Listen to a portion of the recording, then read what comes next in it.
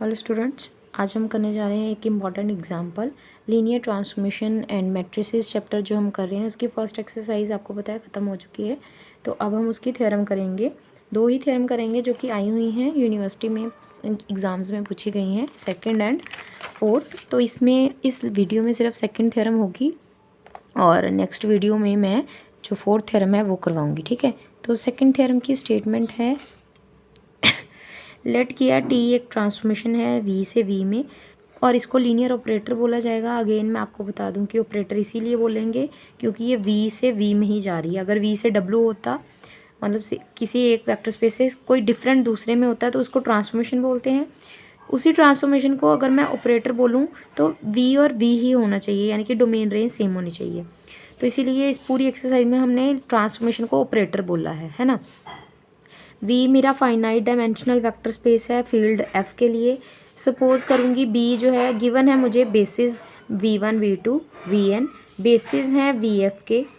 Prove करना है ये वाली चीज़ जो वेरीफाई क्वेश्चंस में किया था, इसीलिए पहले मैंने क्वेश्चन करवा दिए थे क्योंकि अगर आपको क्वेश्चंस के स्टेप्स याद हैं तो आपको ये थ्योरम बिल्कुल भी टफ नहीं लगेगी, बहुत इजी लगेगी। क्यों? क्योंकि सेम क्वेश्चंस वाले ही स्टेप आपको दिखाई देंगे आपकी थ्योरम में भी। तो इसीलिए पहले मैंने क्वेश्चंस करवाए थे और अब मैं थ्योरम करवाने जा रही हूँ, है ना। तो प्रूफ में सबसे पहले हमें ये चीज़ प्रूव करनी है। तो बता दूं कि क्वेश्चन में इसको कैसे किया जाता था कि हम सबसे पहले इसको अलग से फाइंड करते थे, इसको अलग से फाइंड करते थे, फिर इन दोनों की मल्टीप्लिकेशन इस मैट्रिक्स के बराबर आनी चाहिए, है ना। ये भी मैट्रिक्स है, ये भी, और ये भी मैट्रिक्स है। अब सबसे पहले हमें बेसिस जो गिवन है मैंने वो लिखे हैं। लीनियर ऑपरेटर जो गिवन होगा, क्वेश्चंस में गिवन होता था, यहाँ पे तो थ्योरम है तो नहीं गिवन होगा। हम मान के चलते हैं कि टी ऑपरेटर मुझे गिवन है, ठीक है।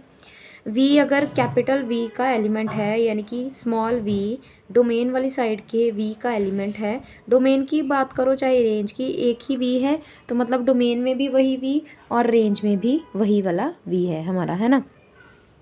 तो सबसे पहले उसने क्या किया, बेसिस दिए हुए हैं vector space V over the field F के। ट्रांसफॉर्मेशन जो है लीनियर ऑपरेटर मुझे वो दे रखी है। वी अगर बी बेसिस है वी के, तो देखिए बेसिस का मतलब क्या होता है, बेसिस लीनियर इंडिपेंडेंट भी होता है और वेक्टर को स्पैन भी करता है जिसका वो बेसिस हो। तो इसका मतलब वी जो कि कैपिटल वी का एलिमेंट है और बी उसके बेसिस हैं वी के, है ना। तो वी कैसे बना होगा, बी यानी कि ये जो बी है बेसिस वाला बी, इसके एलिमेंट्स के कॉम्बिनेशन से, यानी कि इसके एलिमेंट्स के साथ जब मैंने कुछ स्केलर मल्टीप्लाई करे होंगे, अल्फ़ा 1 अल्फ़ा 2, स्केलर्स कहाँ से आएंगे, फील्ड से। तो इस तरह से जब मैंने बड़े सारे स्केलर्स को मल्टीप्लाई किया होगा तब जाके कहीं वी का कोई एलिमेंट, कैपिटल वी का एक एलिमेंट बना होगा वी। इसी तरह से अगर कैपिटल वी के और एलिमेंट्स पता करने हैं तो इन स्केलर्स को बदलती जाऊंगी, बेसिस के एलिमेंट्स यही रहेंगे तो वी के, बड़े वाले वी के और एलिमेंट्स बनते जाएंगे। तो ये काम होता है बेसिस का। तो बी अगर बेसिस है वी का तो वी का एक छोटा एलिमेंट स्मॉल वी, उसको हम बी के लीनियर कॉम्बिनेशन में एक्सप्रेस कर सकते हैं। तो मैंने यहाँ पे स्केलर्स का नाम रखा है बीटा 1 v1 वेक्टर मतलब बेसिस का एलिमेंट, फिर प्लस डाला, फिर स्केलर बीटा 2 और v2 मतलब बेसिस का दूसरा element, up to so on beta n vn। Beta n का मतलब स्केलर और जो बीटाज हैं वो मेरे स्केलर्स हैं इसीलिए फील्ड में से आ रहे हैं, और जो वी आईज हैं वो मेरे बेसिस में से आ रहे हैं, बी में से, ठीक है। तो ये मिलके कॉम्बिनेशन बनाएगा वी का एलिमेंट, ठीक। इसके बाद इसको लिखने का ये समिशन है, प्लस का साइन डाला है तो मैंने सम का साइन डाल दिया समिशन का। जे कहाँ से, इनको 1 1 2 2 जो काउंटिंग चल रही है इस काउंटिंग को मैंने जनरलाइज करके जे लिख दिया, और जे वेरी कर रहा है 1 से लेके n तक। तो हमें पता है वी एलिमेंट जो कि बेसिस की फॉर्म में लिखा जाए उसके कोफिशेंट को अगर मैं मैट्रिक्स में लिख दूँ तो वो कोफिशेंट मैट्रिक्स आ जाएगी किसकी, वी रिलेटिव टू बी की। अगर उसका ट्रांसपोज कर दूँ कोफिशेंट मैट्रिक्स का तो मेरे पास V relative to B matrix ही मुझे मिल जाएगी, है ना। तो क्यों ऐसा किया, क्योंकि क्वेश्चंस में भी आपको याद होगा, क्वेश्चंस में भी तो मैं ऐसा ही करती थी कि जो वी एलिमेंट्स लेती थी। तो ये क्वेश्चन आपको याद होगा, मैंने फर्स्ट वीडियो में सेकंड वीडियो में करवाया था। तो यहाँ पे देखिए जब हमें v over the field f पता करना होता था, इस तरह से v over the field f वाली मैट्रिक्स पता करनी होती थी, तो v कहाँ से लेते थे, डोमेन वाली साइड से, उसके एलिमेंट्स को स्पैन कर देते थे बेसिस में, है ना। तो ये जो स्केलर्स मिलते थे ये होते थे फील्ड में से, और ये है बेसिस के एलिमेंट, मतलब ये है बीटा 1, ये है आपका बेसिस का एलिमेंट v1, ये है बीटा 2, ये है v2। तो इन स्केलर्स को ही तो हम मैट्रिक्स की फॉर्म में लिख देते थे, तो कोफिशिएंट मैट्रिक्स मिल जाती थी, और कोफिशिएंट मैट्रिक्स का अगर ट्रांसपोज कर देते थे तो हमें टी वी और रिलेटिव टू बी मैट्रिक्स मिल जाती थी, है ना। तो यही काम यहाँ पे थ्योरम में मैंने किया है ना। तो ये बेसिस के एलिमेंट साथ में जो कोफिशिएंट्स हैं इनको अगर मैट्रिक्स में लिख दूंगी तो कोफिशिएंट मैट्रिक्स मिल जाएगी, और अगर इनका ट्रांसपोज कर दूंगी तो मुझे v relative to b matrix मिल जाएगी, है ना। अब जो वेरीफाई करना है उसका एक पार्ट तो मुझे मिल चुका है, जो कि ये है। इसके बाद अभी हमें इसको इक्वेशन सेकंड का नाम देके उन्होंने साइड में रख दिया। अब आते हैं, बाकी भी तो पता करने हैं, जो दो पार्ट बचते हैं, जो दो चीज़ें रहती हैं, ये और ये, है ना। तो इसके लिए सबसे पहले हमें फ्रेम में, हाँ, तो बेसिस आपको पता है v के बेसिस हैं, ट्रांसफॉर्मेशन v से v में ही जा रही है, तो v के बेसिस हैं v1 v2, b बेसिस है, बेसिस का सेट। तो ये सारे के सारे एलिमेंट्स भी v में होंगे, सारे के सारे एलिमेंट्स, बेसिस खुद भी तो v का ही सबसेट होता है, तो इसीलिए ये सारे एलिमेंट v में भी होंगे। v में होंगे तो इनको डोमेन v है, तो v के एलिमेंट्स को t में पुट किया जा सकता है, क्योंकि डोमेन के एलिमेंट्स हैं तो पुट तो होंगे ही ना। तो मैंने t में जब v1 पुट किया, t में v2 पुट किया, t में vn पुट किया, तो ये सारे के सारे एलिमेंट्स अगेन मुझे किस में से मिलेंगे, v में से, क्योंकि मैपिंग इमेज भी तो v वाली साइड से मिल रही है। तो ये इमेज भी जो है ये v में से मिलेगी, यानी कि t में जब मैं v1 फिल करूँगी तो जो इमेज मिल रही है, यानी कि ये जो t v1 है ये भी तो किसको बिलोंग करेगा, v को ही बिलोंग करेगा ना, क्योंकि v से v में ट्रांसफॉर्मेशन हो रही है। तो जो टी वी है वो भी v का एलिमेंट है। अगर मैं पिछले पेज पे, आपको याद होगा, छोटा v अगर v का एलिमेंट था तो उसको इन बेसिस के कॉम्बिनेशन में लिखा गया था। तो यहाँ पे अब ये जो TV1 है, ये वाला फ्रेम में आ रहा है क्या, जो TV1 है ये भी तो, TV1 भी तो v का एलिमेंट है, तो ये भी तो एक्सप्रेस किया जा सकता है बेसिस के कॉम्बिनेशन की फॉर्म में। तो मैंने TV1 को स्केलर्स के साथ मल्टीप्लाई करके प्लस का साइन डाल के कॉम्बिनेशंस की फॉर्म में लिख दिया। इसी तरह से TV2 भी तो v का एलिमेंट होगा, तो उसको भी बेसिस के कॉम्बिनेशन की फॉर्म में लिख सकती हूँ। कॉम्बिनेशन का मतलब है बस इसके साथ स्केलर्स लगाते जाना, और स्केलर्स के साथ ये 1 1 1 2 2 1 क्यों लगा रहा है, क्योंकि अगर यहाँ पे मैं अल्फ़ा 1 अल्फ़ा 2 अल्फ़ा 3 लेती हूँ, अल्फ़ा n लेती हूँ, फिर नेक्स्ट वाले में बीटा 1 बीटा 2, ऐसे कितने एलिमेंट्स मैं ले सकती थी। तो मेरे पास n तक एलिमेंट्स हैं, इसीलिए उन्होंने पहली रो के लिए अल्फ़ा 11 21 31 n1 इस तरह से एलिमेंट लिए हैं। सेकंड वाली में उसने 12 22 32 42 और n2 तक के एलिमेंट्स लिए हैं, है ना। और इसी तरह से TVN जो है वो मेरा एलिमेंट, वो भी तो TVN भी तो v का ही एलिमेंट है, कैपिटल V का, और कैपिटल V के बेसिस हैं b, तो इसको भी तो स्पैन करके इस तरह से लिखा जा सकता है कि सम स्केलर्स इनटू बेसिस का एलिमेंट, स्केलर इनटू बेसिस का एलिमेंट, स्केलर इनटू बेसिस का। और स्केलर के एलिमेंट्स कैसे लिए, अल्फ़ा 1 n, क्योंकि यहाँ पे 1 1 2 1 n1 था।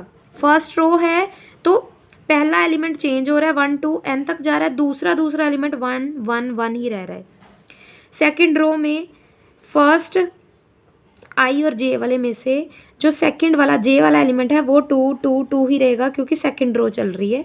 तो जब nth रो आएगी तो जो j वाला एलिमेंट है वो n n n ही रहेगा, और जो आगे वाली काउंटिंग है वो तो आपको पता ही है 1 2 3 अप टू सोन n तक वेरी करती है। तो ये कुछ इस तरह से ले लेना है आपने स्केलर्स को। इसके बाद हमें पता है अगर ये मेरा पूरा का पूरा कॉम्बिनेशंस का सेट बन रहा है तो इसकी मैट्रिक्स जो बनेगी वो बनेगी T relative to B matrix, है ना, क्योंकि ट्रांसफॉर्मेशन में मैं एलिमेंट्स पुट करती हूँ, जो इमेज मिलती है उसको अगर मैं स्पैन करती हूँ तो उसके कॉम्बिनेशंस को मैट्रिक्स में लिखना रिलेटिव मैट्रिक्स बनाता है ना। सबसे पहले अगर मैं कोफिशिएंट मैट्रिक्स बनाती, देखिए इससे पहले एक और स्टेप आना था जो कि हमारा कोफिशिएंट मैट्रिक्स, इससे पहले एक और स्टेप आता जो कि होती कोफिशिएंट मैट्रिक्स, है ना। तो मेरी कोफिशिएंट मैट्रिक्स क्या बननी थी, ये जो कोफिशिएंट्स हैं इनको बस मैट्रिक्स में लिख देना, है ना। ये जो कोफिशिएंट्स हैं इनको मैट्रिक्स में लिखना, मतलब पहले आएगा A11, फिर आता A21, फिर डैश डैश डाल के AN1। सेकेंड रो आती A अल्फ़ा है, वैसे तो मैं A बोल रही हूँ इसको, alpha 1 2 again alpha 2 2 up to सोन कहाँ तक चल रहा है ये A, अल्फ़ा चल रहा है N2 तक, है ना। इसी तरह से लास्ट जो रो आती वो आती मेरी alpha 1N alpha 2N up to so on alpha NN, है ना। जितनी रोज़ हैं उतने ही कॉलम्स होंगे, क्योंकि N एलिमेंट्स हैं N ही रोज़ बनेंगी, है ना। क्योंकि N एलिमेंट्स हैं तो पुट भी तो N एलिमेंट्स ही होंगे, स्पैन भी N में होंगे, तो N बाय N की मैट्रिक्स बनेगी। ये बन गई कोफिशिएंट मैट्रिक्स। अगर मैं कोफिशिएंट मैट्रिक्स का ट्रांसपोज कर दूं तब जाके मेरे पास ये मैट्रिक्स बनती है।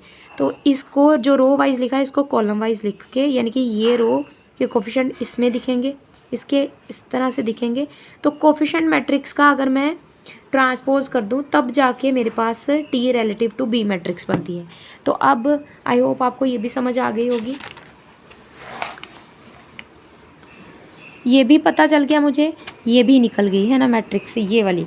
अब ये वाली मैट्रिक्स निकालनी है TV ऑफ B। TV का मतलब है ट्रांसफॉर्मेशन, TV का मतलब होता है ट्रांसफॉर्मेशन। क्वेश्चंस में आपको याद होगा TV का मतलब ट्रांसफॉर्मेशन होता था, उसको बेसिस में स्पैन करते थे। तो मैंने V की जगह पे V के एलिमेंट्स को डाल दिया यहाँ पे। V जो पिछले पेज पे V लिखा था, V का मतलब बेसिस से स्पैंड एलिमेंट बीटा जेज और V जेज का कॉम्बिनेशन। तो मैंने इसको V की जगह पे V के एलिमेंट को डाल दिया, ठीक है। क्वेश्चन होता तो मैं ट्रांसफॉर्मेशन का यूज़ करती, लेकिन ट्रांसफॉर्मेशन यहाँ दी नहीं है, बस बोला है कि you are given a transformation या ऑपरेटर, है ना। पर दी है नहीं, क्योंकि ये थ्योरम है, क्वेश्चन तो है नहीं। तो मुझे थ्योरेटिकली ही सॉल्व करना पड़ेगा किसी तरीके से। तो मैंने इसमें V की जगह पे V की वैल्यू पुट कर दी, क्योंकि ट्रांसफॉर्मेशन है तो स्केलर्स तो बाहर निकाल ही सकते हैं, ट्रांसफॉर्मेशन अंदर चली जाएगी।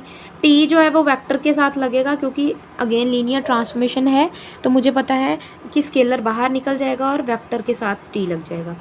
तो जब ट्रांसफॉर्मेशन ऑफ V जेज होती है तो इसका मतलब क्या था, ये थर्ड इक्वेशन से यहाँ पे, है ना। ट्रांसफॉर्मेशन ऑफ V जेज का मतलब है अल्फ़ा आई जेज V आईज। तो इसकी वैल्यू को उठा के, इसकी वैल्यू को यहाँ से उठा के यहाँ पे पुट कर दिया गया है ना। पुट करने के बाद अब अल्फ़ा जेज और बीटा जेज इकट्ठे हो जाएंगे और पीछे क्या रह जाएगा, अकेला V आईज रह जाएगा, है ना।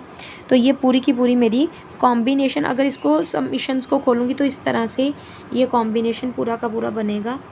समीशन ये पहले एक ब्रैकेट खुली J वाली, J वेरी कर रहा है 1 से लेके N तक, 1 2 3 अप टू सोन N। तो जब J मेरा 1 2 3 N तक है, जब I 1 होगा तो यहाँ पे रो बनेगी अकेला, यहाँ पे 1 1 1 1 आएगा। फिर जब I की वैल्यू 2 होगी तो पूरा 2 2 2 2 आएगा। तो आपके पास ये कुछ इस तरह से पूरी की पूरी मैट्रिक्स जो है खुल जाएगी।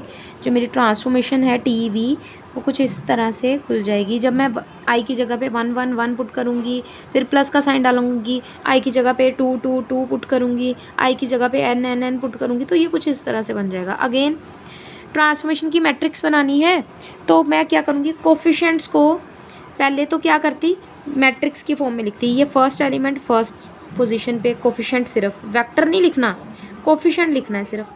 तो ये कोफिशिएंट, दूसरा कोफिशिएंट, तीसरा coefficient up to so on N तक जितने कोफिशिएंट्स हैं उन सबको मैट्रिक्स की फॉर्म में लिखा है। जैसे हम ऐसे लिखते हैं 2 3 1 2, इस तरह से मैट्रिक्स में लिखते थे, इस तरह से मैट्रिक्स में लिखते थे। तो अब ये भी इसी तरह से मैट्रिक्स में लिखा गया है, दूर दूर थोड़ा है एलिमेंट। अब इनको मुझे क्या करना है, बस ट्रांसपोज कर देना है, क्योंकि कोफिशिएंट मैट्रिक्स रिलेटिव मैट्रिक्स नहीं होती, कोफिशिएंट मैट्रिक्स का ट्रांसपोज रिलेटिव मैट्रिक्स बनाता है।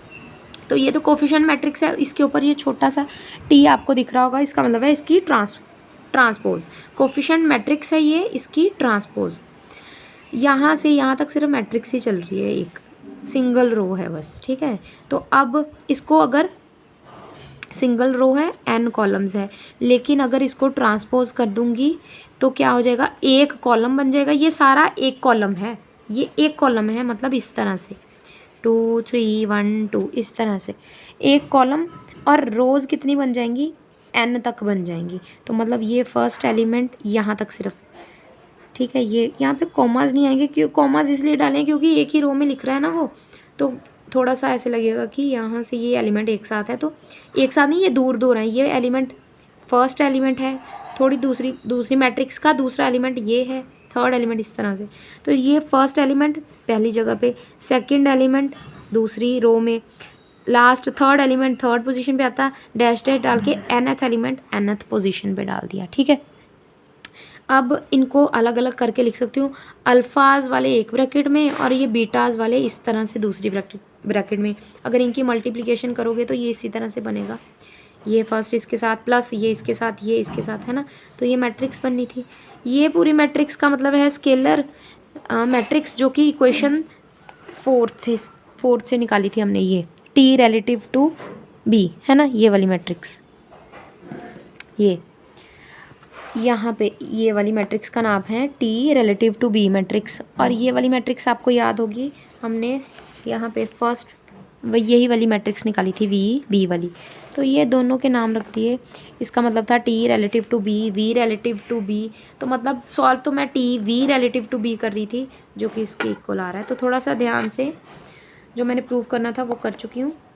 नेक्स्ट वीडियो में नेक्स्ट थ्योरम करवाऊँगी। तो थ्योरम्स आपको इसी तरह से थोड़ा ध्यान से समझ के करनी है।